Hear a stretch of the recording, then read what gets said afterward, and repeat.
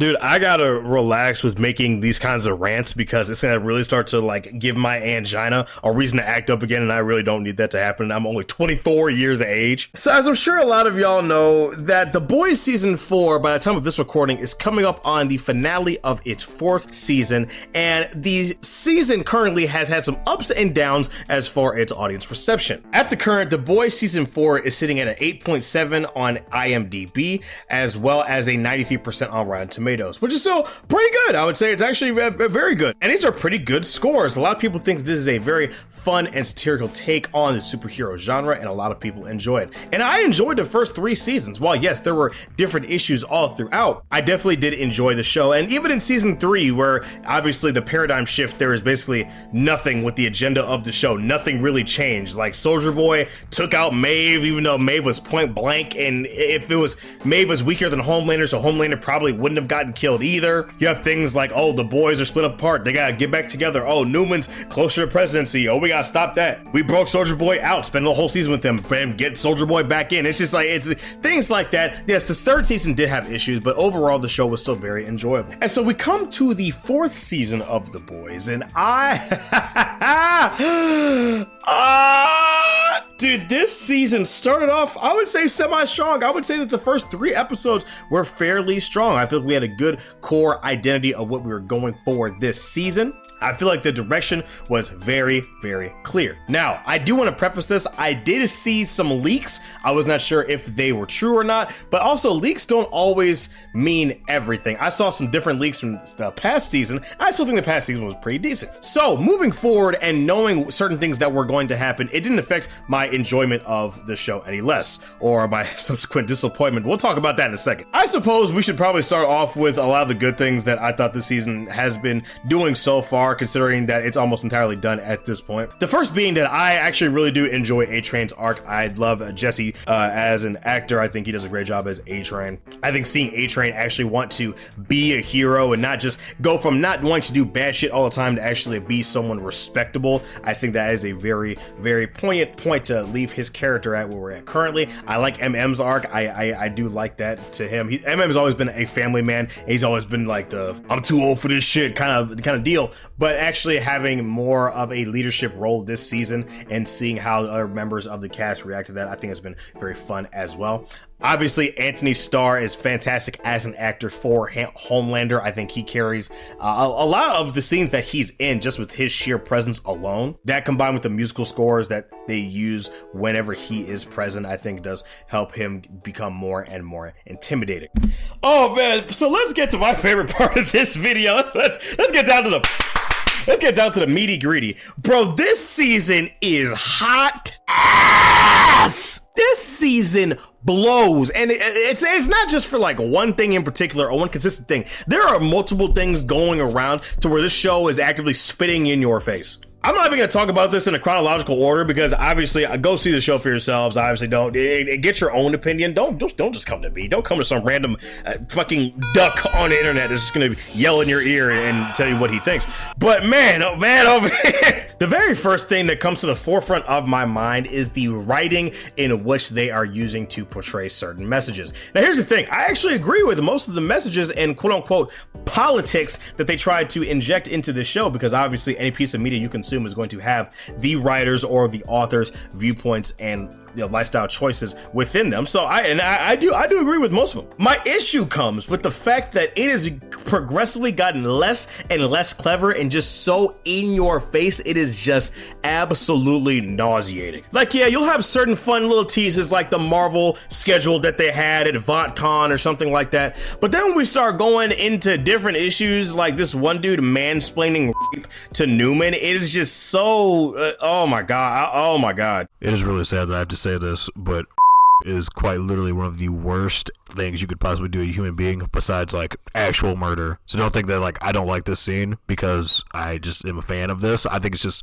poorly written. Thanks. It was so blatant, and then you have Firecracker, who's just a caricature of a racist southern redneck or something like that. Like, no one talks like this. And again, I get it. It's satirical. I understand this. But when the show tries to take this, everything's super realistic approach, it's really just not. It's not appealing. And not even speaking as to the way that they try to portray messages and how in your face that they are. But the thing is that when it comes specifically to Homelander, I don't know what, I don't even think they know what they want to do with Homelander at this point. So in one of the episodes, Homelander decides to, you know what, I'm going to free myself of my humanity. I need to break it. I need to just reduce myself to the bare essentials, right? Obviously, it sounds cool in concept. And so he goes to the lab to which he was made. As he's going through the lab, he's reliving all these traumatizing memories and everything that they did to him, and he actually ends up getting revenge on every single person there that tortured him, as well as including the new people there that supposedly had nothing to do with his actual birth and study. And so we have this really cool shot of Homelander in the elevator. He kind of cracks a smile covered in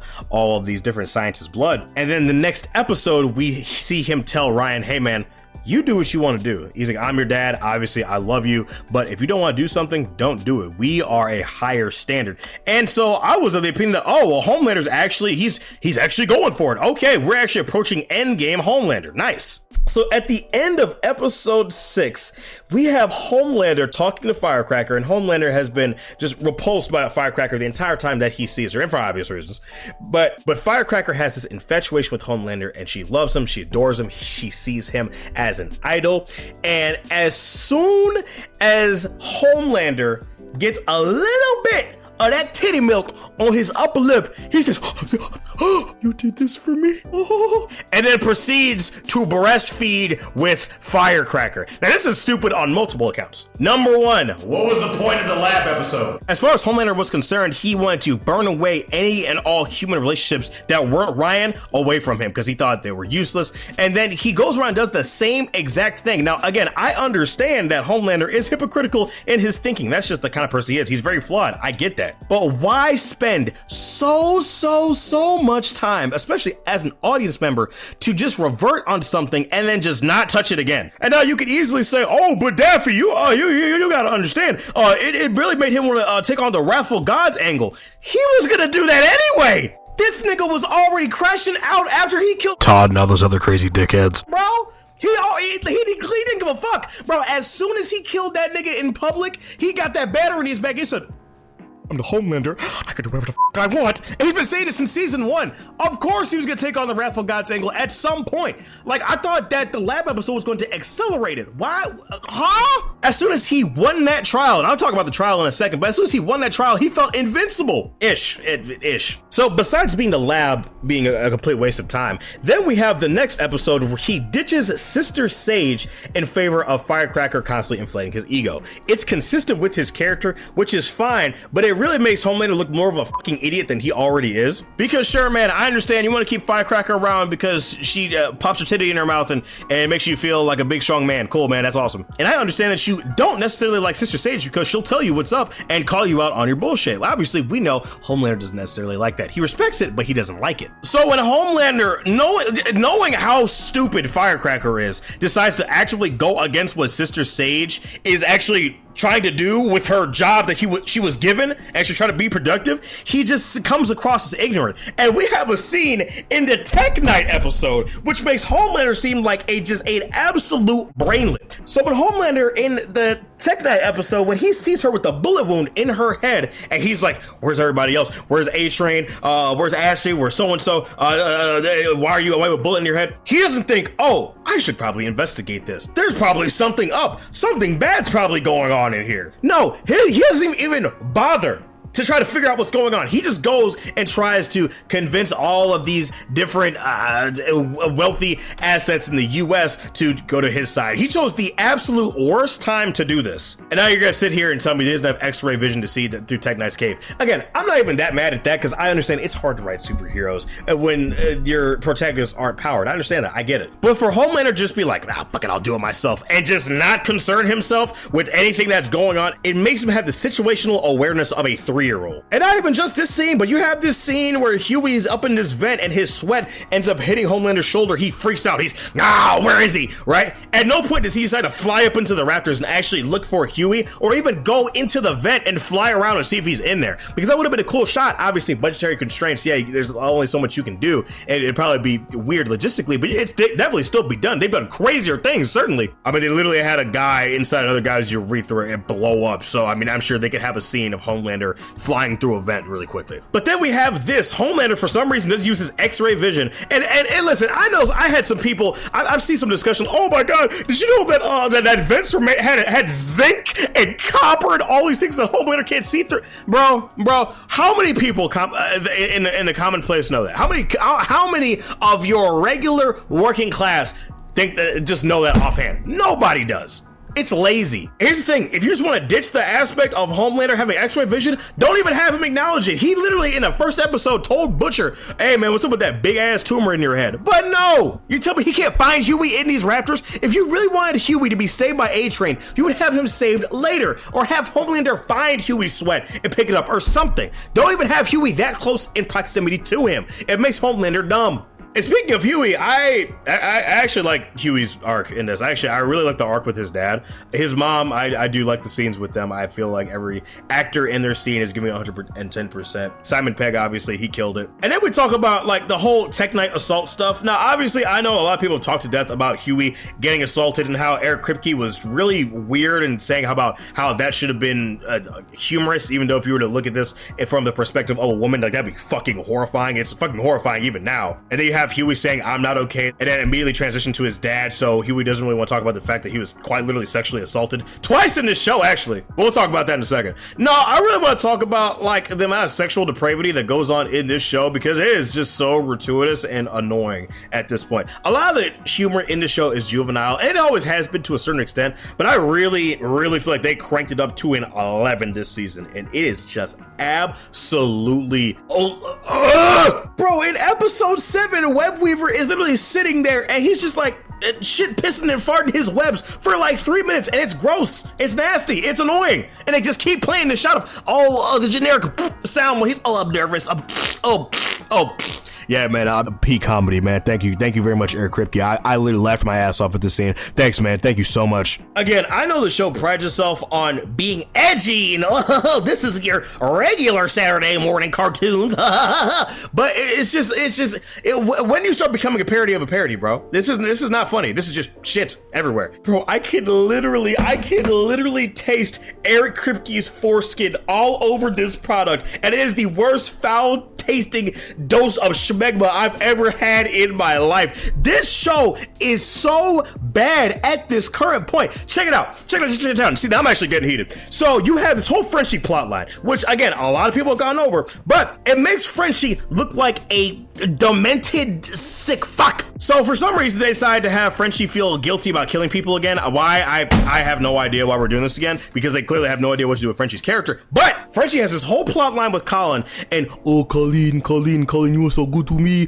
mi amor. But then, oh wait, I killed his whole family and he was in the house, but I'm still gonna keep boning him. What does that make you look like? What is wrong with you? And it's not even like an instance of, oh, I didn't know that was Colin, or, oh man, I didn't know that was your family. No, it wasn't anything like that. He literally knew exactly who he was from the second he met him in rehab. But you keep doing it. Why would you make Frenchie look like this? So then you have this whole thing where Frenchie ends up turning himself in for murder, or multiple murders in this case, because he feels guilty about all the things that he has committed. Fine, cool, whatever, sick, thank you.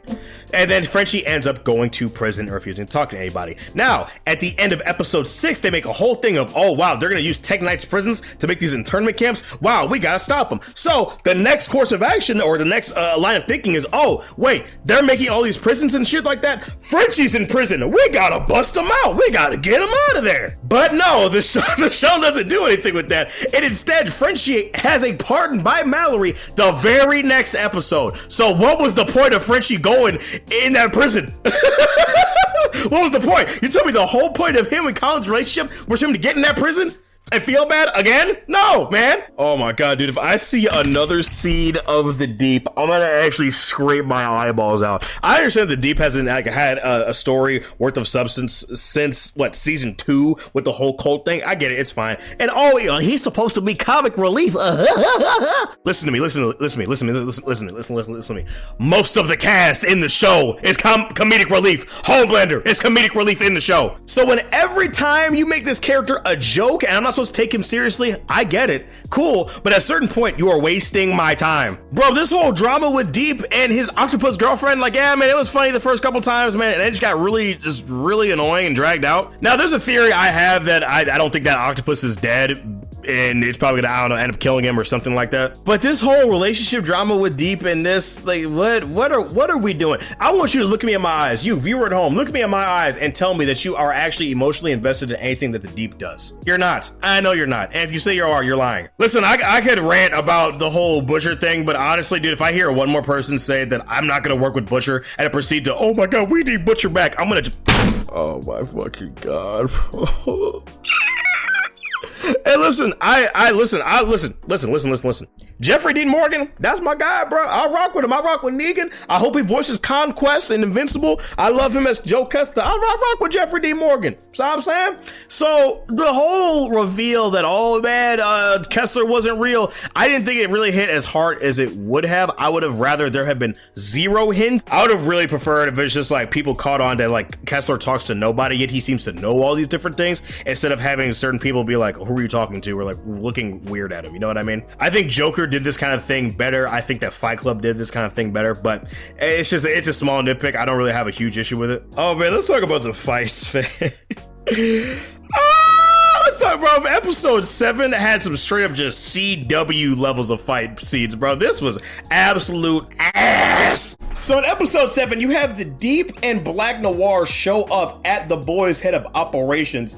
And understand something, in most media, whenever you have a superpowered being that's stronger than you, you're mostly trying to play a game of keep away. You never want to let them get their hands on you, because most likely the second they get their hands on you, that's it. You're dead. You're done. They could break your wrist, they could snap your neck, they could crush your ribs, anything, right? But for some reason, as strong as the Deep and Black Noir are in this scene, they keep choosing to shove everybody. Oh man, I'm gonna shove Starlight to this pillar. Boom! I'm gonna shove Deep into this cabinet. Boom! I'm like, oh man, great, man. Thanks. Really nice fight choreography, man.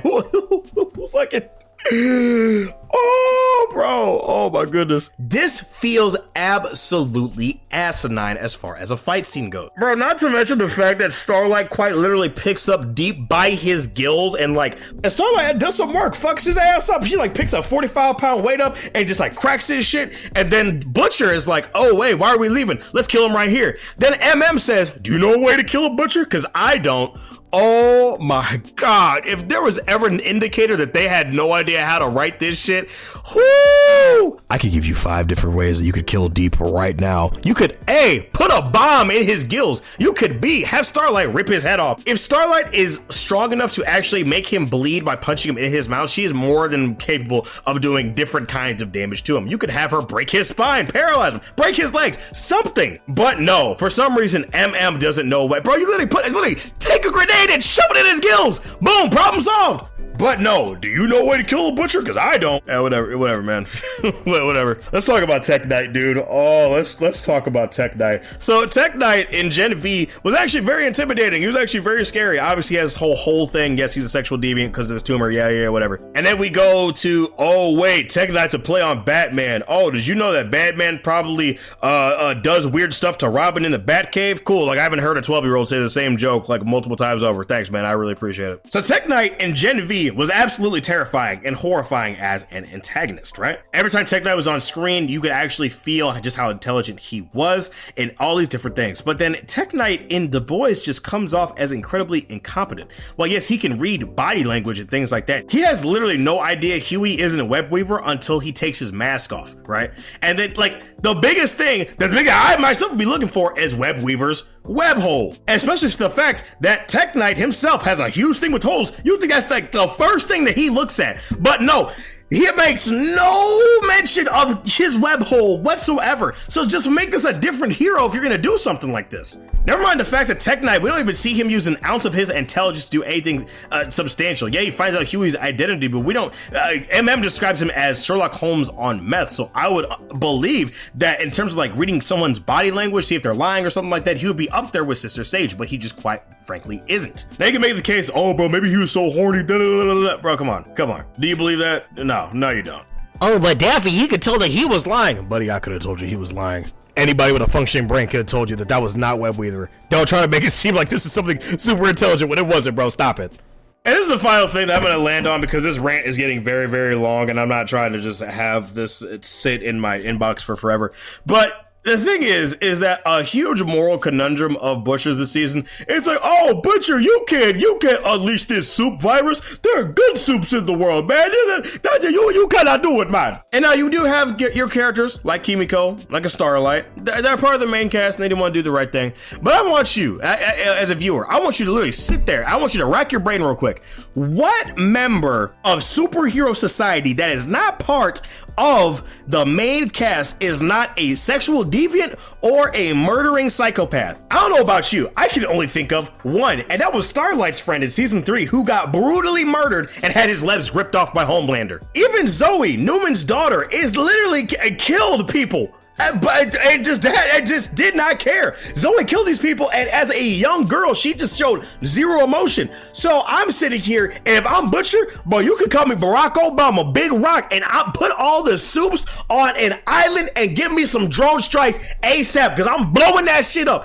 Quick! Bro, what are we doing? There is not a single wholesome or good-hearted soup in this entire show. Now you can say, make the case, oh, Annie. Nah, I get it, man. Oh, the world's gritty. Annie's a fucking horrible person. Obviously, we know that Annie's not a horrible person. I'm just, being dramatic. But yeah, she's horrible to firecrackers. She's made mistakes. Yeah, man, I fucking get it, man. I understand this. But they're just no regular heroes, man. They just don't exist in this universe. They have never made an effort to show this. If they did this in X-Men, I would say the exact same thing about mutants. But you know what the difference is in X-Men? In X-Men, we actually have good people that are mutants. We actually see mutants that are just trying to go to the grocery store, man. I'm literally trying to get some food. I think it was an X-Men Evolution. I think it was Spike who literally ran out of a grocery store because he was just trying to get, obviously, some groceries. And you have all these different things, people just trying to live their lives, be normal, not be weird or crazy or zany in any capacity. But in The Boys, every soup is weird, every single one. A lamplighter got weird with young girls and obviously like to burn people alive. You have Marie, to no fault of her own, who ended up killing her own parents with her period blood. Starlight blinded a guy by accident. A-Train ran through Huey's girlfriend and was gonna just dip. He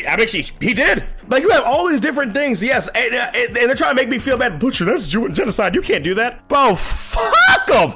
Hey, you know what? Actually, I lied, y'all. I capped. I lied straight to your faces. I apologize. So I knew that the Shifter plotline was going to come around later in the season. And I hated it when it got leaked. And I was like, oh, well, maybe they can introduce it in a nice, colorful way. Maybe we can actually get some nice tension and all these different scenes and all that. But no. They introduced the Shifter to dramatically shift the dynamic of the boys, and you have Andy get abducted by the Shifter and obviously, has sex with Huey in the Starlight suit, blah, blah, blah. Obviously, you've seen it by now. But why this late in the game are we trying to separate the boys again and make more emotional strife for the boys as a group again? These people very rarely operate as a conglomerate, man. It's so frustrating. It's like, oh, the boys gotta get back together. Oh, we're split up because Butcher sucks. Oh, we're getting back together. Oh, I gotta go do some other stuff. I gotta get involved with politics like Huey at the end of season 2. All these different things. If you wanted to seed the Shifter plotline, you know how you would have done that to actually build up tension, actually make this reveal? Like, holy shit, whoa! You know how you would do that? At the end of season 3, when Homelander kills a guy in public, you fade to the credits, right? Fade to the credits, boom. In the after credits, imagine this. Imagine you have a shot in an alleyway going up the alley and you hear just like flesh or just meat getting like like ripped off, whatever like that, and have someone screaming, and you can just see all these like different facial features on the ground. And it pans up, and there's just something there, just covered in blood and clothes, but you can't really make out what it is. Now, I initially had the shifter as like a cocoon type of thing, but obviously the show, she just directly rips off her own skin, and there's something under it. But you can have something like that. Tease that, but don't show the audience who this is directly. Then throughout the season, we can have scenes of, oh, there's a bloody door. Oh, there's in Homelander's office, there's like, I don't know, a bloody footprint implying that he actually talked to this person or something like that. Why are we introducing this plotline so far in the penultimate episode of the series? This doesn't even feel like a cliffhanger. This feels like another day for the boys. This doesn't feel like a crazy, oh wow, this is right before the season finale type thing, dude. Oh man. Listen, I could go on more, but to be honest with you, I don't really feel like it. This video's already hella long as fuck anyway. But yeah, man, it's your boy Daffy. Listen, if you're liking the season of if you like the season of the boys, power to you. Listen, shout out to that good brother High C, man. That boy High C makes some good quality content over there. He's popping off right now. Shout out to my man High C. Listen, good brother, I am not feeling this season, bro. Let me know what y'all think down in the comments below. It's me, your boy Daffy, and I will see you all in the next episode. Now make sure you take care of yourself, guys, and have a good one. Peace.